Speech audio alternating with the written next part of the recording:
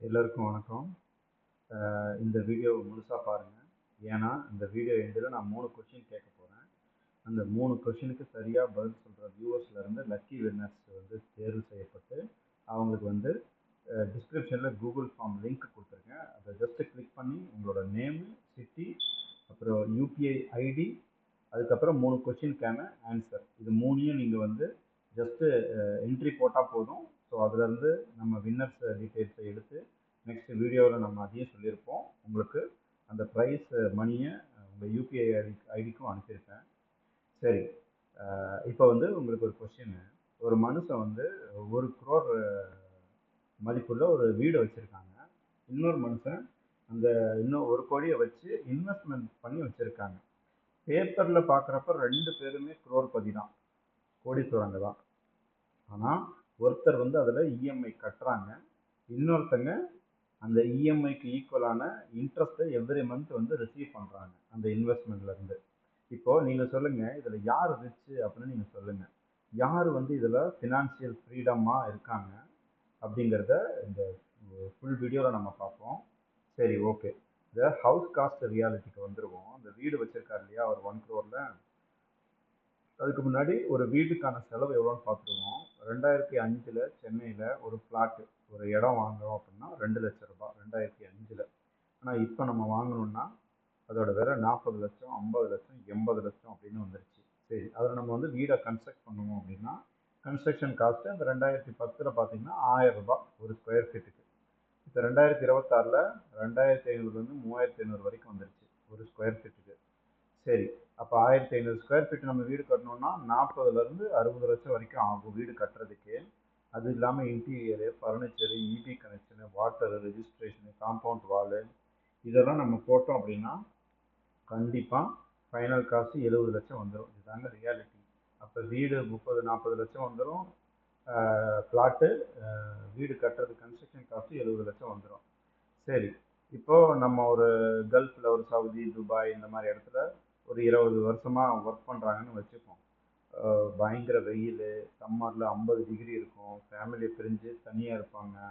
அப்புறம் ஃபெஸ்டிவல்லாம் மிஸ் பண்ணுவாங்க, பர்த்டே வந்து ஒரு ஃபேமிலி கெட் டுகெதர் மிஸ் பண்ணுவாங்க, குழந்தைங்க ஸ்கூல் போகிறதெல்லாம் மிஸ் பண்ணுவாங்க. ஸோ அப்படி இருந்தும் அவங்களுக்குலாம் ஒரே கனவு என்னவாக இருக்கும், சொந்த வீடு கட்டணும் அப்படின்னு. ஃபைனலாக அவங்க இந்த மாதிரி மணியை ஏர்ன் பண்ணி ஒரு 1.2 crore 1 crore வீடு கட்டிடுறாங்க. அப்போது உங்கள் ஊர் முழுக்க உங்கள் பேச்சு தான், யா வீடு வாங்கிட்டாங்க பாருங்கள் இவங்க அப்படின்ட்டு. ஸோ அப்போ சவுதி லைஃப் வந்து கல்ஃப் லைஃப் வந்து உங்களுக்கு சக்ஸஸ் ஆகிடும். 5 வருஷம் கழித்து வீடு இருக்கும். ஆனால் உங்களுக்கு ஏதாவது இன்கம் வருமா? கண்டிப்பாக இருக்காது.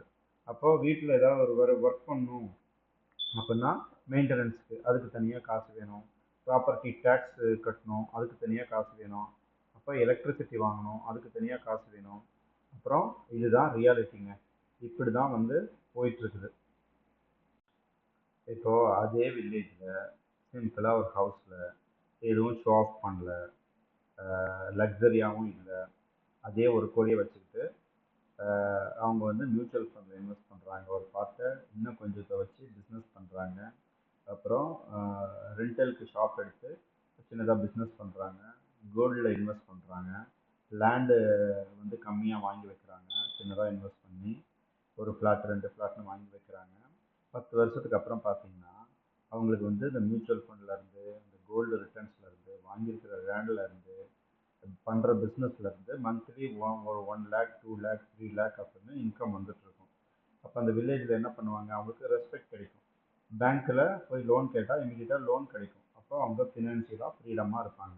சரி, நீங்கள் எக்ஸாம்பிள் எடுத்துங்களேன். ஒரு 2 கசின் இருக்காங்க, அண்ணா தம்பி இருக்காங்க. அதில் ஒருத்தங்களுக்கு வந்து ஒரு பெரிய ஹவுஸ் வச்சுருக்காரு, இன்னொருத்தர் இன்வெஸ்ட்மெண்ட் பண்ணியிருக்காரு. எல்லாரும் என்ன பண்ணுவாங்க, யார் வீடு வச்சுருக்காரோ அவரோட அந்த ஹவுஸ் ஃபங்க்ஷனுக்கு வருவாங்க, வெட்டிங் ஃபங்க்ஷனுக்கு வருவாங்க, ஃபோட்டோ எடுத்துப்பாங்க. இப்படியே போகுது. ஒரு 10 வருஷத்துக்கு அப்புறம் அந்த வீடு வச்சுருக்கிற பிரதர் வந்து இன்வெஸ்ட் பண்ணியிருக்கிற பிரதர்கிட்ட ஹெல்ப் கேட்பாரு.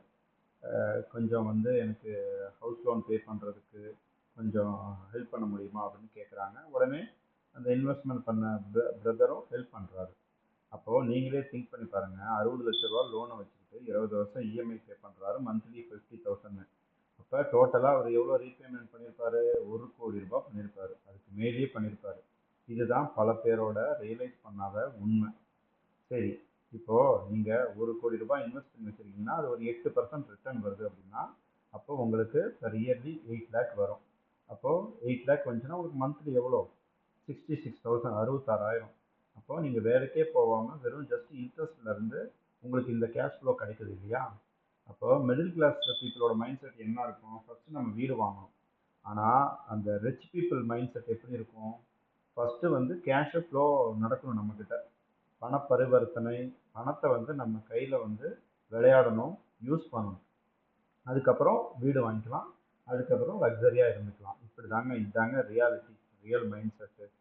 ஸோ இதே நம்ம நிறைய ஃபாதர்ஸை பார்த்துருப்போம். அப்பாங்களை ரிட்டையர் ஆகுவாங்க, 25 வருஷம் 30 வருஷம் வேலை செஞ்சுருப்பாங்க. எல்லாமே வந்து கொண்டு போய் வீடை கட்டுறதுக்கு போட்டுருவாங்க. அப்போ வீடும் முடிஞ்சிடும், ரிட்டையர்மெண்ட் ஆயிடுவார். அப்போது அவருக்கு என்ன இருக்கும்? வீடு இருக்கும், ஆனால் வருமானம் இருக்காது. அப்போது எல்லாரும் சொல்லுவாங்க, பசங்க சொல்லுவாங்க, அப்பா வீடு சூப்பர், ஆனால் நமக்கு தான் இன்கம் இல்லையே. ஸோ அப்போ வந்து ரொம்ப கஷ்டமாகவே இருக்கும்.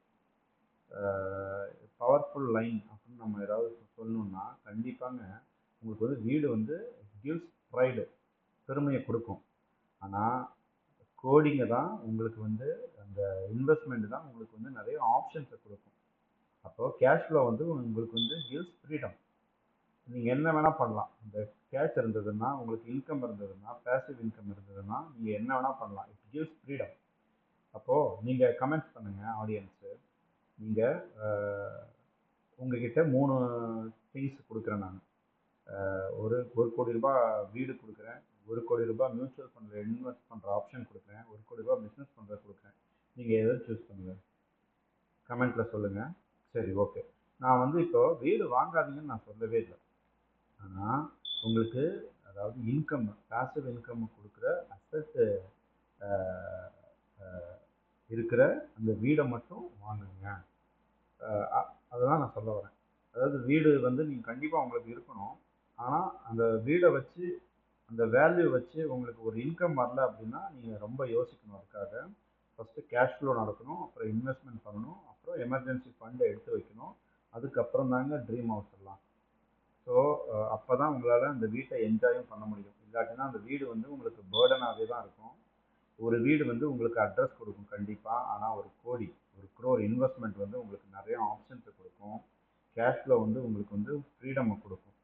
சரி, இப்போது நான் சொன்ன 3 கொஸ்டின் நான் கேட்குறேன். இந்த 3 கொஸ்டினை உங்களுக்கு வந்து கீழே இருக்கிற இந்த கூகுள் ஃபார்மை வந்து டிஸ்கிரிப்ஷனில் இருக்கிறத கிளிக் பண்ணி நீங்கள் ஆன்சர் பண்ணுங்கள். நான் வந்து வீடியோவில் ஒரு பவர்ஃபுல் லைன் சொன்னேன். அது என்ன அப்படின்னா, உங்களுக்கு house gives income.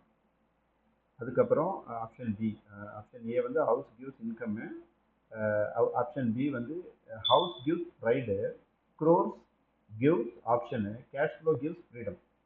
Okay, option C, house is a liability. Option D, crore is useless. சரி, இதுதான் கொஸ்டின் 1. இதுக்கான ஆன்சர் சொல்லுங்கள். ஏபிசிடி எந்த ஆன்சர்னு சொல்லுங்கள். கொஸ்டின் 2, 1 crore வந்து 8% ரிட்டர்ன் கொடுத்தா வருஷத்துக்கு உங்களுக்கு எவ்வளோ இன்கம் கிடைக்கும்? ஆப்ஷன் ஏ 2 லட்சம், ஆப்ஷன் பி 4 லட்சம், ஆப்ஷன் சி 8 லட்சம், ஆப்ஷன் டி 12 லட்சம். ஆன்சரை கமெண்ட் பண்ணுங்கள். ஏவா, பியா, சியா, டியா அப்படின்னு. கொஸ்டின் 3, ரிச் மைண்ட் செட்னா என்ன? Option A luxury first, option B car first, option C cash flow first, option D travel first. So என்ன ஆன்சர்னு சொல்லுங்கள் கொஸ்டின் 3க்கு. ஸோ கீழே வந்து உங்களுக்கு கூகுள் ஃபார்ம் லிங்க் கொடுத்துருக்கேன் டிஸ்கிரிப்ஷனில். அது ஜஸ்ட்டு கிளிக் பண்ணி உங்களோட நேமு, உங்கள் சிட்டி, உங்களோட யூபிஐ ஐடி, அதுக்கப்புறம் கொஸ்டின் 1க்கான ஆன்சர் ஏவா, பியா, சியா, டியா, கொஸ்டின் 2க்கான ஆன்சர், கொஸ்டின் 3க்கான ஆன்சரை வந்து அந்த கூகுள் ஃபார்மில் ஜஸ்ட்டு டைப் பண்ணால் போதும். ஆட்டோமேட்டிக்காக என்னால் வியூ பண்ணிக்க முடியும். ஸோ இந்த வீடியோ உங்களுக்கு பிடிச்சிருக்குன்னு நினைக்கிறேன். சேனலுக்கு புதுசாக வந்திருந்தால் மறக்காமல் சப்ஸ்கிரைப் பண்ணுங்கள். இந்த வீடியோ நிறைய பேருக்கு ஷேர் பண்ணுங்கள் உங்கள் ஃப்ரெண்ட்ஸ்க்கு. ஸோ அவங்களையும் அந்த கூகுள் ஃபார்ம் வந்து ஃபில் பண்ண சொல்லுங்கள். ஜஸ்ட்டு கிளிக் பண்ணால் போதும், டைப் பண்ணால் போதும், ஆட்டோமேட்டிக்காக எனக்கு வந்துடும் அது. ஸோ அதிலேருந்து உங்களுக்கு ப்ரைஸ் வின்னரை சூஸ் பண்ணி கண்டிப்பாக அது உங்கள் யூபிஐ ஐடிக்கு ப்ரைஸ் மணி வந்து சென்ட் பண்ணிவிடுவேன். தேங்க்யூ ஃப்ரெண்ட்ஸ், தேங்க்ஸ் ஃபார் வாட்சிங்.